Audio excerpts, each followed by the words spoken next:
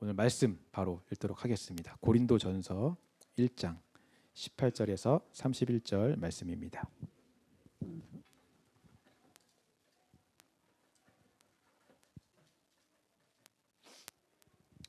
우리 한 절씩 같이 교독하도록 하겠습니다. 십자가의 도가 멸망하는 자들에게는 미련한 것이요 구원을 받는 우리에게는 하나님의 능력이라.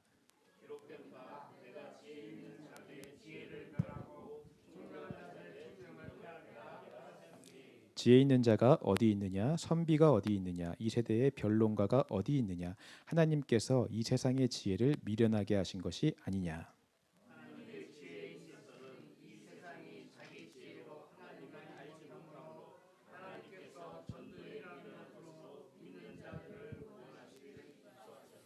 유대인은 표적을 구하고 헬라인은 지혜를 찾으나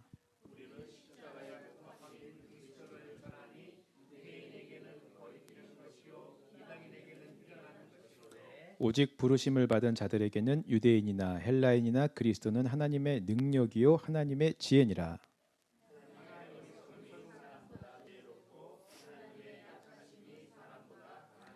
형제들아 너희를 부르심을 보라. 육체를 따라 지혜로운 자가 많지 아니하며 능한 자가 많지 아니하며 문벌 좋은 자가 많지 아니하도다.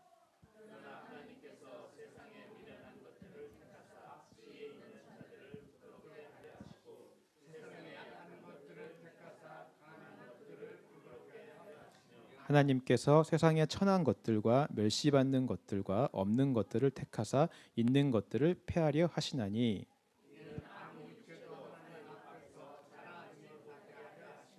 너희는 하나님으로부터 나서 그리스도 예수 안에 있고 예수는 하나님으로부터 나와서 우리에게 지혜와 의로움과 거룩함과 구원함이 되셨으니. 함께 읽겠습니다.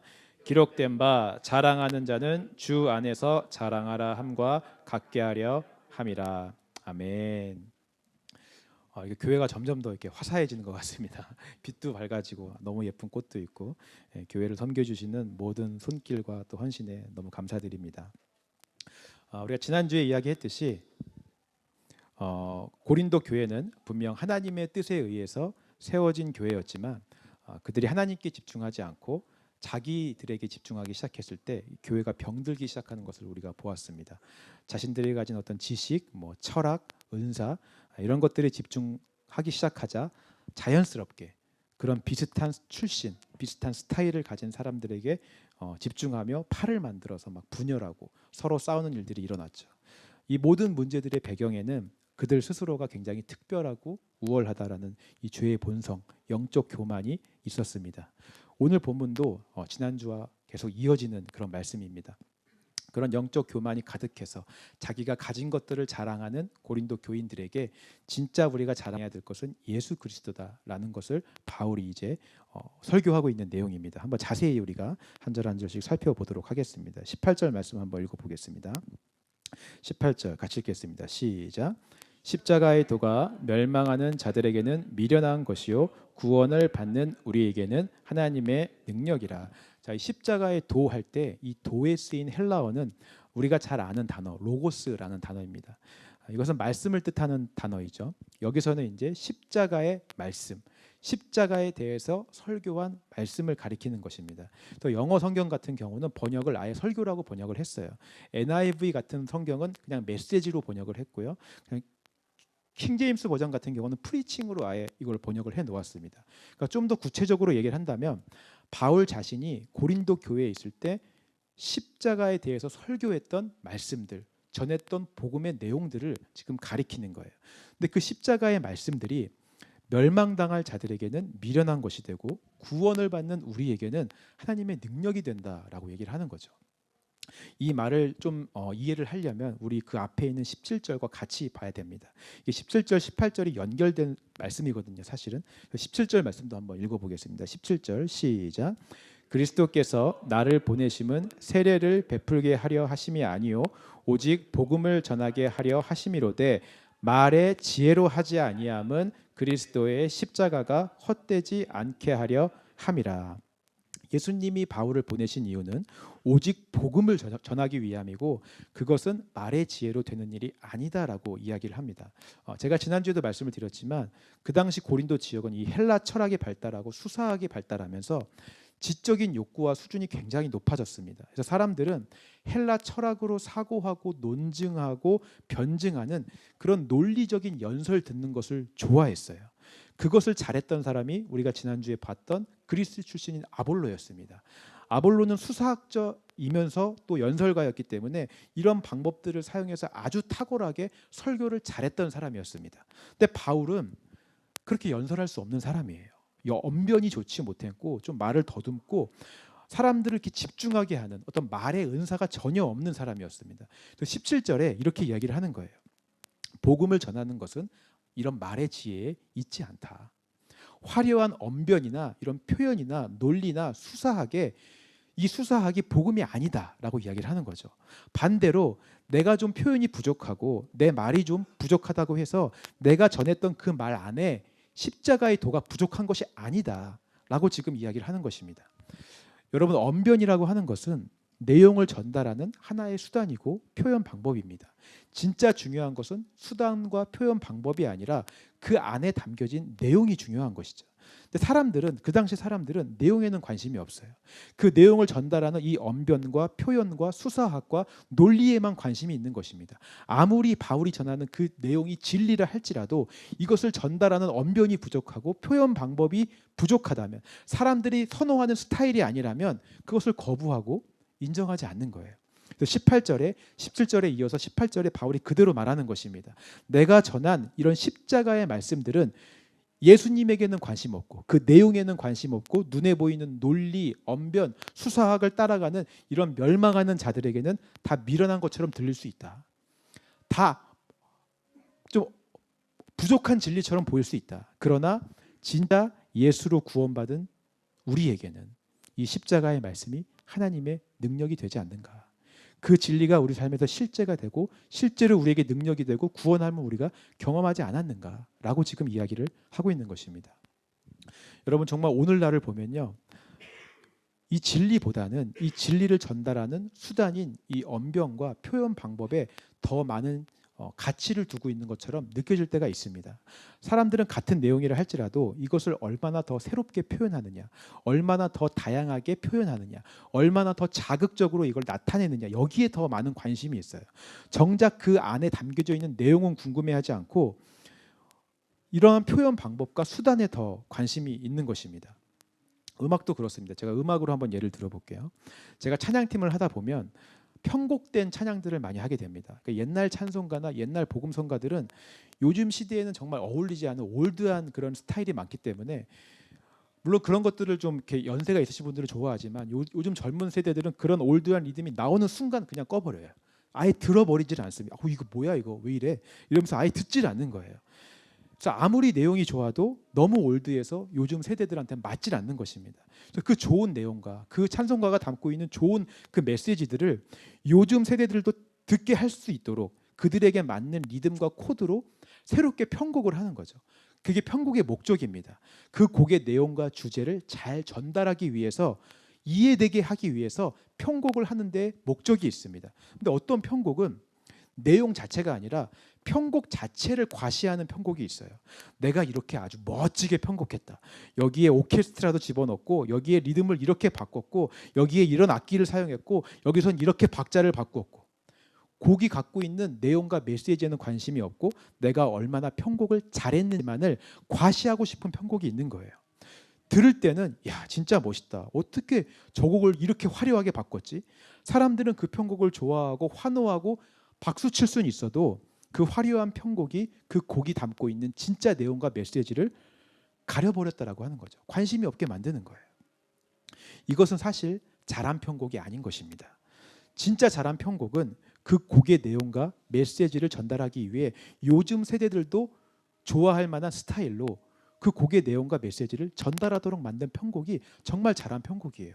이 가사가 너무 중요하니까 이 가사를 요즘 세대들에게도 더 잘 전달하기 위해 이 가사에 있는 부분의 코드를 살짝 바꾼다든지, 아니면 이 분위기와 이 느낌으로 이 가사를 더 잘 전달하기 위해 여기서 좀 더 다른 악기들을 집어넣는다든지, 어떻게 해서든 이 곡의 내용을 전달하기 위해 하는 편곡들이 진짜 잘하는 편곡이라고 하는 것입니다.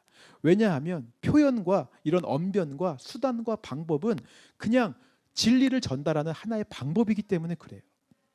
바울이요, 사실 지금 그 작업을 하고 있는 것입니다. 언변은 약하지만, 제가 지난주도 말씀드렸지만 글 쓰는 데는 바울이 탁월한 은사를 가지고 있었습니다. 이 17절과 18절을 보시면 헬라어로 보게 되고 원어로 보게 되면 그 당시에 가장 유행하고 사람들이 가장 좋아하는 문장 구조, 아주 화려하고 아주 세련된 문학적 기법으로 이 17절 18절을 기록해 놓은 거예요. 음악으로 따지면 요즘 세대들에게 가장 유행하고 가장 좋아하는 음악 스타일로 이 문장을 편곡한 것입니다. 근데 편곡한 것이 그냥 스타일을 따라서 이 스타일을 강조하는 것이 아니라 이 안에 있는 내용과 이 메시지를 전달하기 위해, 그래서 오히려 이를 강조하고 있는 것입니다. 야, 잘 봐라. 너희들이 집중해야 될 것은 내가 쓴 이런 수사학, 이런 화려한 언변, 이런 문학적 기법, 이런 방법이 아니라 이것이 지금 전달하고 있는 내용이다. 이 내용에 집중해라. 이 내용을 보아라. 라고 지금 바울이 이야기하고 있는 것입니다.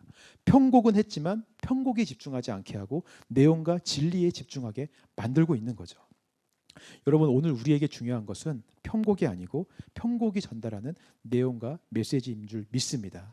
말의 지혜와 언변이 아니라 복음이 담고 있는 내용과 진리가 중요한 것을 믿으시기 바랍니다. 이 진리를 알고 이 진리가 우리 삶에서 실제가 되는 게 가장 중요해요. 이것이 하나님의 능력이라고 바울은 분명히 이야기하고 있습니다. 근데 우리는 오해할 때가 너무나 많아요. 세상 사람들처럼 이런 진리보다는 진리를 전달하는 언변과 지혜와 말의 수단과 방법이 더 중요한 것처럼 오해를 해서 더 좋은 언변을 찾아내는 것, 더 좋은 표현 방법을 분별해내는 것이 그것이 능력이라고 착각을 하고 그것이 신앙의 성숙이라고 오해할 때가 너무나 많은 것입니다. 마치 오늘날 내가 더 좋은 설교를 듣는 것이 더 좋은 신앙생활을 하고 있다고 믿는 것과 동일한 거예요. 내가 더 좋은, 듣기 좋은 설교를 찾아다니고 더 요새 스타일고 화려한 언변과 그런 설교들을 많이 찾아내서 그것들을 많이 듣는 것이 마치 내가 남들보다 우월하고 믿음이 좋고 신앙생활을 잘하고 있다고 착각하고 있는 것입니다. 여러분, 정말 그렇다면 설교를 진짜 잘하는 목사님 교회에 출석하는 성도들은 다 신앙이 좋고 다 성숙해야 돼요. 정말 그렇습니까? 이미 돌아가셨지만 빌리 그레함이나 찰스 스펄전 같은 목사님들이 설교했던 교회의 성도들은 다 신앙이 성숙하고 거룩했을까요? 그들은 다 거룩한 삶을 살았을까요? 오카는 목사님의 설교를 매일 듣는 사람들은 다 성숙한 삶을 살고 있을까요? 그렇지 않습니다. 심지어 하나님의 아들이신 예수님이 이 땅에 오셔서 직접 설교를 하셨는데도 변하는 사람은 지극히 소수였어요. 예수님이랑 같이 살고 3년 동안 그 좋은 설교를 듣고 제자 훈련을 3년 동안을 받았음에도 불구하고 중요한 순간엔 다 예수님 버리고 도망갔어요. 심지어 그 안에 배신하는 사람도 있었어요. 직접 하나님의 아들이신 예수님에게 설교를 들어도 사람은 그렇다는 거예요. 겉으로는 거룩해 보일지 몰라도 속은 다 똑같습니다. 맨날 똑같은 문제에 걸려 넘어지고 늘 죄와 싸우고 연약한 모습들이 그 안에 있어요. 내가 좋은 설교를 듣는다고, 내가 좋은 교회에 있다고, 내가 좋은 사람이랑 함께 있다고 그것이 나의 신앙의 성숙과 성장을 말해주는 것이 아니라고 하는 것입니다. 진짜 신앙생활은 그런 말의 지혜에 있는 것이 아니라, 언변에 있는 것이 아니라, 좋은 말을 듣고 감상하고 분별함에 있는 것이 아니라 복음을 듣고 그 진리가 내 안에서 실제화가 되는 게 중요한 것임을 여러분 믿으시기 바랍니다. 그것이 하나님의 능력이라고 바울은 이야기하고 있어요. 그래서 우리 교회의 비전이, 제가 계속 강조하지만 선포되어진 말씀이 우리 안에서 실제화가 되는 게 가장 중요해요. 그래서 우리가 하는 것이 CD 모임입니다. 이 말씀이, 들은 말씀이 실제화가 되었는지를 매주 모여서 서로 확인하고 점검하는 모임이 CD 모임인 거예요. 이 안에서 우리는 몸된 공동체가 그런 삶을 계속 살아가도록 격려해 줘야 되고 위로해 줘야 되는 것입니다. 멸망당할 자들이 보기에 이런 작업들은 굉장히 미련해 보일 거예요. 그러나 구원받은 우리에게는 이것이 하나님의 능력이 되는 줄 믿습니다. 수단과 방법에 집중하는 것이 아니라 십자가의 도, 그 진리에 집중하며 그 들은 말씀이 실제화가 되는데 애씀을 살아내시는 저와 여러분들이 되시기를 주님의 이름으로 축원합니다. 우리 그 다음 절 말씀도 한번 볼게요. 19절에서 21절 말씀입니다. 함께 읽겠습니다. 시작.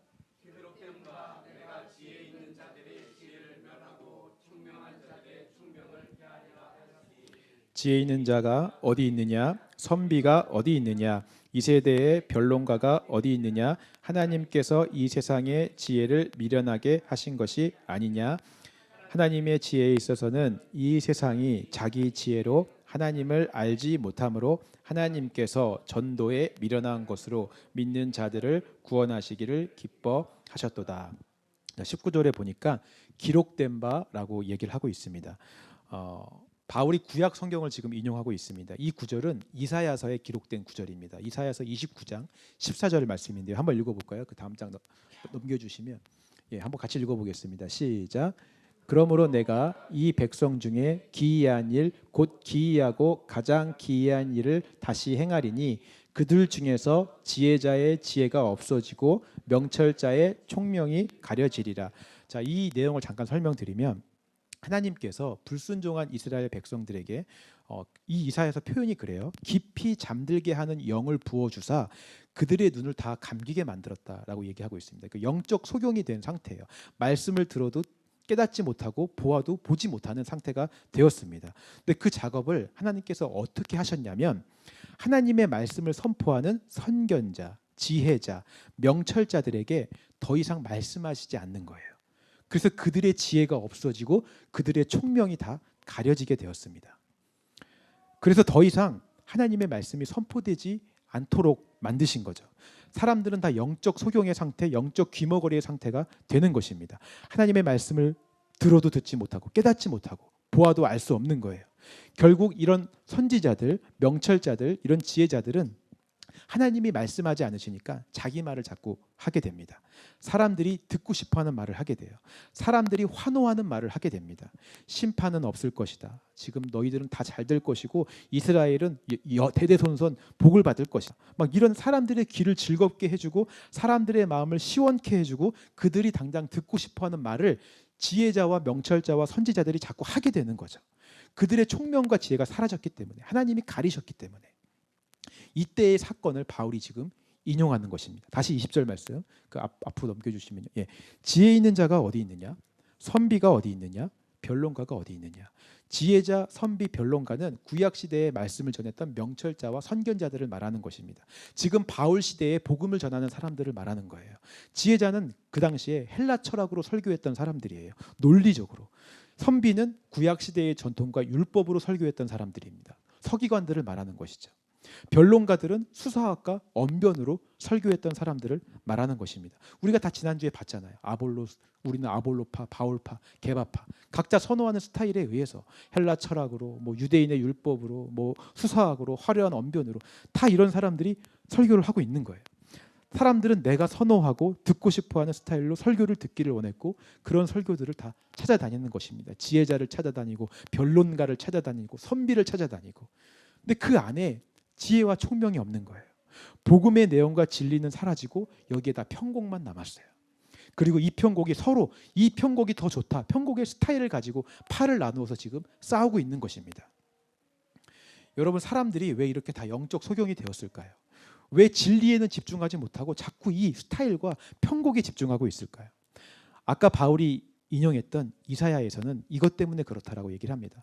그 이사야서에서 이스라엘 백성들에게 어떤 숨겨진 마음과 계획이 있었기 때문에 하나님이 더 이상 말씀하지 않으신다라고 나오고 있어요. 이게 무슨 말이냐면 그 당시에 강대국이었던 아수르가 멸망하면서 새롭게 신흥 강대국으로 떠오르고 있는 애굽이란 나라가 있었습니다. 근데 그 전까지 이스라엘은 아수르에게 빌붙어 갖고 막 조공을 바치며 살았는데 이제 이 아수르가 무너지니까 애굽에게 다시 빌붙기를 원하는 거예요. 애굽에게 붙어서 내가 편안하게 잘 살겠다라는 마음이 있었던 것입니다. 그러니까 마음이 하나님에게 가 있는 게 아니라 애굽에게 가 있었습니다. 입술로는 내가 하나님을 찬양하고 하나님이 나를 지켜주신다라고 고백은 하지만 이 숨겨진 마음속에는 애굽이 나를 지켜주고 애굽이 나를 잘 살게 해준다라는 마음이 있었다는 거죠. 그 숨겨진 마음이 있으니까 말씀을 들어도 깨닫지 못하고 보아도 볼 수 없는 영적 소경이 되었다라고 하는 거예요. 하나님이 그러니까 이런 사람들에게 더 이상 말씀하실 수가 없는 거죠. 오늘날도 마찬가지입니다.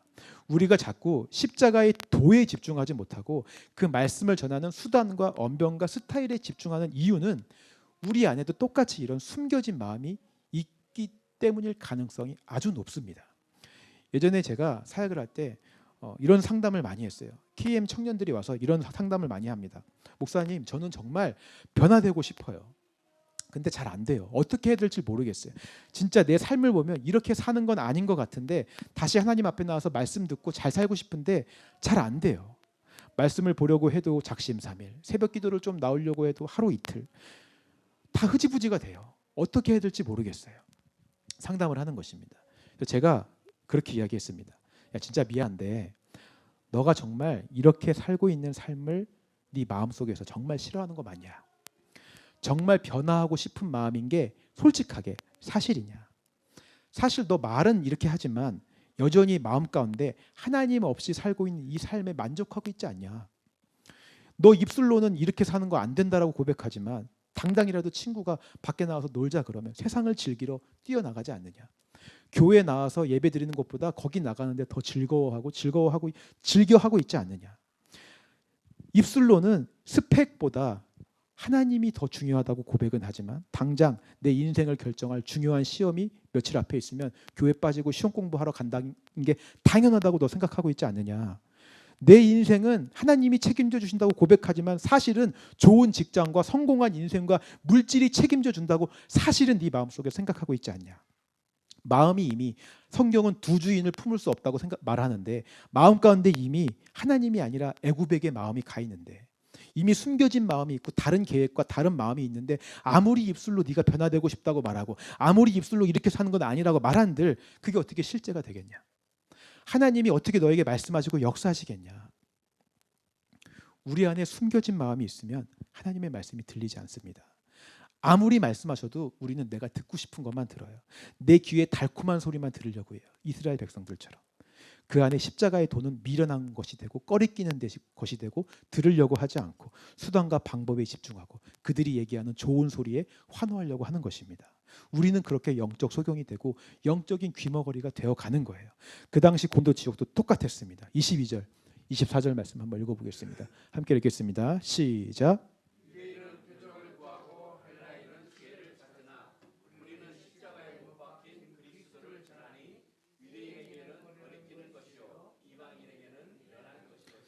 오직 부르심을 받은 자들에게는 유대인이나 헬라인이나 그리스도는 하나님의 능력이요 하나님의 지혜니라. 유대인들에게 숨겨진 마음은 표적을 구하는 마음이었습니다. 그들이 메시아를 구한다고는 했지만 사실 그들이 구한 건 예수가 아니라 표적이었습니다. 눈에 보이는 이적과 기사였어요. 그들은 구약 시대에 모세가 경험했던 출애굽을 하면서 홍해가 갈라졌던 그 정도의 기적, 거기에 애국 군사들이 다 수장되었어. 뭐 구름기둥과 불기둥이 인도하는 그 정도의 기적. 그러니까 뭔가 웅장하고 거대하고 모두가 인정할 만한 대단한 표적과 사건이 일어나야지 이것이 메시아의 증거이고 표적이다라고 이들은 생각을 한 것입니다. 그렇게 설교했어요. 십자가에 달려서 죽으시는 것은 그들의 메시아 관과는 맞지 않는 거예요. 그래서 23절 말씀에 유대인들에게 이 십자가의 도는 거리끼는 거예요. 맞지 않는 거죠. 이런 설교들을 고린도 교인들이 들으면서 아 정말 그런가? 내가 하나님 믿으면 이런 눈에 보이는 표적이 일어나야 되고 눈에 보이는 기적이 일어나야 되는가? 내가 잘 되어야 되는가? 사람들에게 자랑스럽게 자랑할 만한 뭔가 성공과 업적이 막 일어나야 되는가? 이런 마음이 품게 되는 거예요. 그때부터는 십자가의 도가 들리지 않는 것입니다. 또 22절에 유대인들은 표적을 구했지만 헬라인들의 마음속에는 지혜를 구하는 마음이 있었어요. 헬라인들은 헬라 철학과 이성과 논리로 증명이 돼야 됩니다. 근데 십자가의 진리는 그들의 사상과 논리로는 이해가 되지 않는 진리예요. 그들의 논리에는 신이라고 하는 것은 위대하고 영웅이고 굉장히 매력적인 존재로 신이 그려집니다. 여러분 그 신들 보시면 다 알잖아요. 제우스도 그렇고 포세이돈도 그렇고 뭔가 특별하며 잘나고 매력적이에요. 그게 그들의 철학이고 영웅 논리이고 인과관계의 논리입니다. 근데 그런 신이 어떻게 마구간에서 태어나고 어떻게 힘도 하나도 없고 저렇게 조용하고 잠잠하게 죽을 수 있냐? 성부, 성자, 성령이 삼위이면서 또 어떻게 하나가 되고 그들의 논리와 철학에는 이런 것들이 하나도 맞질 않는 거예요. 그래서 헬라인들에게 이 십자가는 이방인들에게는 미련한 것입니다. 이런 설교가 또 듣는 거예요. 고린도 교인들이. 그러면서 진짜 그런가? 이들의 논리에 따르면 우리는 지금 이렇게 예배드리면 안 돼. 우리는 이렇게 로마의 박해를 피해서 이렇게 몇 가정이 모여서 예배드리는 거는 이 헬라인들의 논리에는 맞지 않는 거예요. 거룩하게 아주 큰 성전을 지어서 수많은 사람들이 모여서 예수님을 찬양하고 세상은 로마는 막 그 앞에서 굴복하고 엎드려야지 헬라인의 철학과 영웅 논리에 맞는 거죠. 예수님이 진짜 신이라면 이런 세상의 철학과 가치관이 교회 안에 들어오면서 사람들 안에 숨겨진 마음들이 생기게 되면 그때부터 하나님의 말씀이 들리지 않는 것입니다. 십자가의 도에 집중하는 것이 아니라 눈에 보이는 것들에 자꾸 집중하게 되는 거죠. 오늘 우리의 모습을 좀 돌아보았으면 좋겠습니다. 혹시 저와 여러분들 가운데도 이런 숨겨진 마음이 없는지 좀 돌아보았으면 좋겠어요. 유대인들처럼 표적을 구하고 헬라인들처럼 지혜를 구하는 마음이 우리 가운데 있지 않습니까? 뭔가 자랑할 만한, 세상 가운데 이렇게 자랑할 만한 업적과 성공과 잘됨과 표적과 이사와 영웅 논리와 인과관계의 논리로 인해서 그런 것들을 좀 자랑하고 싶은 마음이 우리 가운데 있지 않습니까? 그런 것이 진짜 축복이라고 생각하는 마음이 있지 않습니까? 이 땅에서 잘됨이 복이다. 그런 숨겨진 마음이 있으면 아무리 십자가의 도가 그런 것이 복이 아니라 예수가 복이고 예수 믿고 이 땅에서 예수 그리스도로 살아가는 것이 복이라고 아무리 얘기를 해도 들리지가 않아요. 이 말씀이 실제가 되지 않습니다. 이미 마음 가운데 다른 마음을 품고 있기 때문에 십자가의 도에는 관심이 없고 여전히 마음 가운데는 이 땅에서의 성공과 잘됨을 바라는 것으로 꽉 차 있어요. 그런 고린도 교인들에게 바울이 정신 차려라 라고 이제 일침을 날리는 것입니다. 26절에서 29절 말씀 같이 읽어보겠습니다. 26절에서 29절 시작.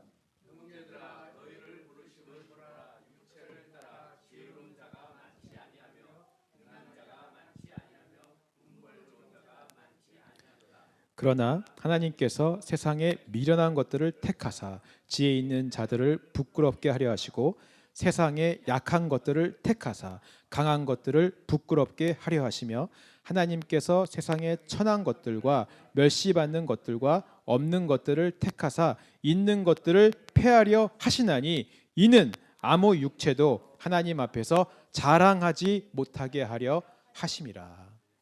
여러분 이 말씀을 오늘날로 풀어서 이야기하면 이렇습니다. 형제들아 너희의 부르심을 생각해봐라. 예수님께서 우리를 처음 부르시고 구원해 주시고 교회를 세우셨을 때의 모습을 한번 생각해봐라. 그때에 너희 중에 지혜로운 자가 얼마나 있었냐. 너희 중에 철학과 논리와 언변이 좋아서 모인 사람들이 얼마나 있었냐. 너희 중에 능력 있는 자가 얼마나 있었냐.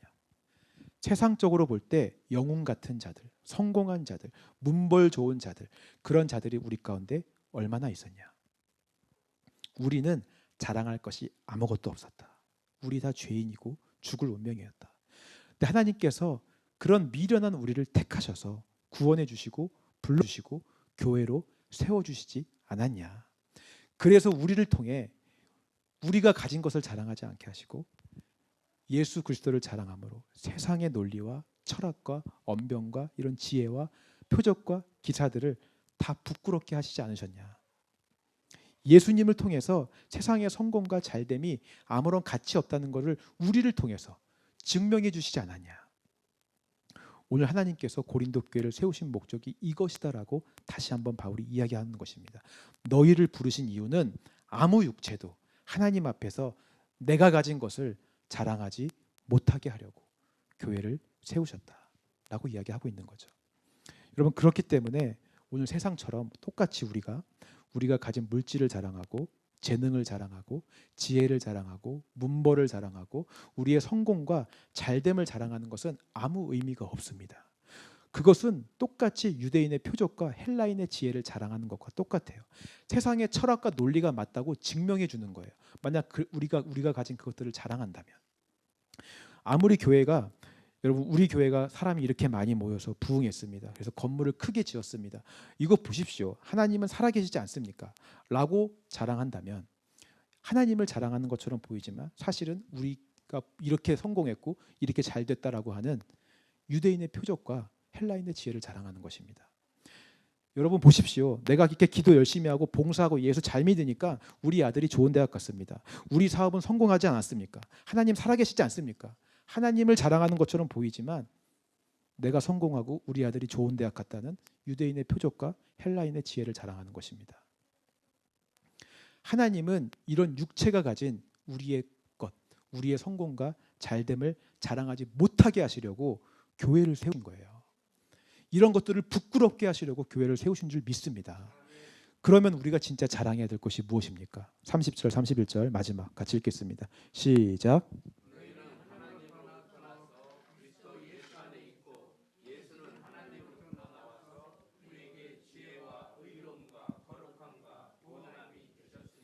기록된 바 자랑하는 자는 주 안에서 자랑하라 함과 같게 하려 함이라.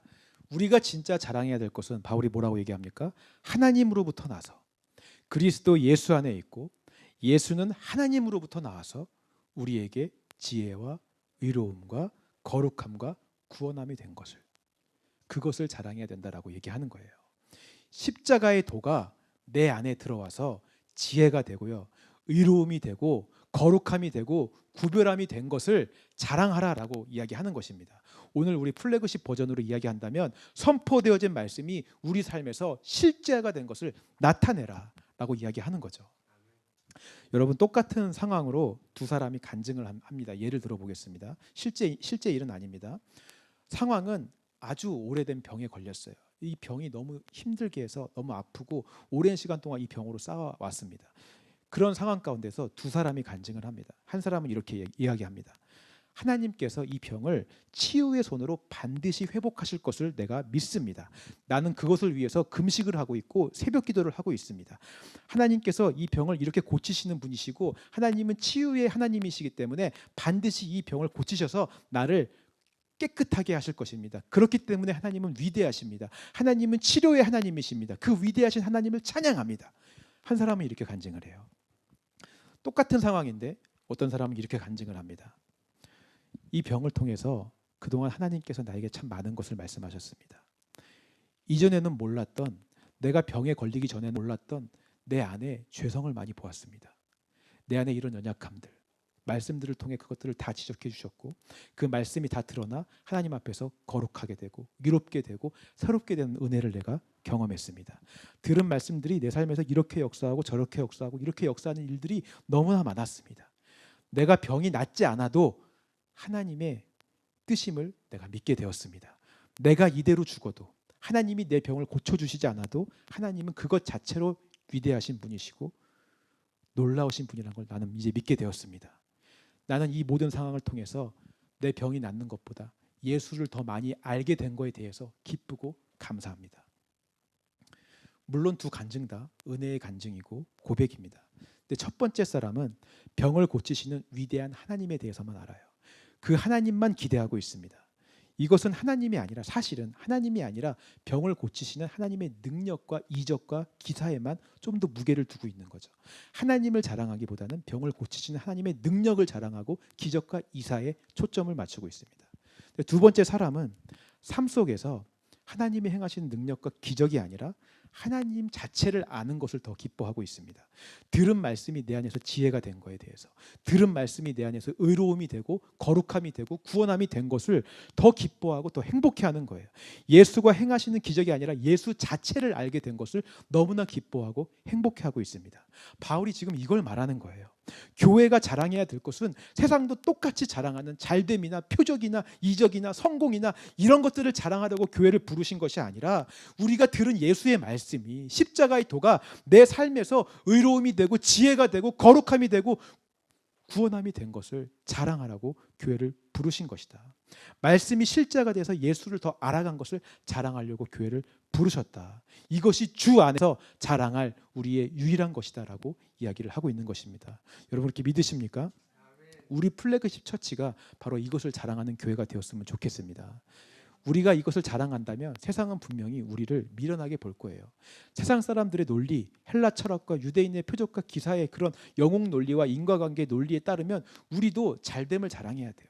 성공함을 자랑해야 돼요. 눈에 보이는 이적과 기사를 자랑해야지 그들의 논리에는 맞아요. 근데 그런 것들을 자랑하지 않고 오직 십자가의 도만 자랑하는 우리는 그들에게는 미련해 보이고 거리끼는 것처럼 보일 수 있습니다. 그래서 우리를 자꾸 유혹할 수 있어요. 언변으로, 영웅 논리로, 세상의 지혜로, 철학으로 우리를 꼬시면서 다른 마음 생기도록 우리를 유혹할 수 있습니다. 여기에 한번 마음 뺏겨서 다른 마음 생기면 우리도 똑같아요. 하나님 말씀 들리지 않고 세상의 것, 우리가 가진 것들을 자랑하게 되는 것입니다. 저와 여러분들은 그러지 않았으면 좋겠어요. 우리 교회는 그런 세상이 말하는 그런 것들 말고 정말 우리가 들은 이 십자가의 도가 우리의 삶에서 지혜가 되고 의로움이 되고 거룩함이 되고 구원함이 된 이 증거를 삶으로 증거하는 저와 여러분들이 되시길 바랍니다. 이것을 자랑하게 하시려고 저는 플래그십 처치를 세우셨다고 믿습니다.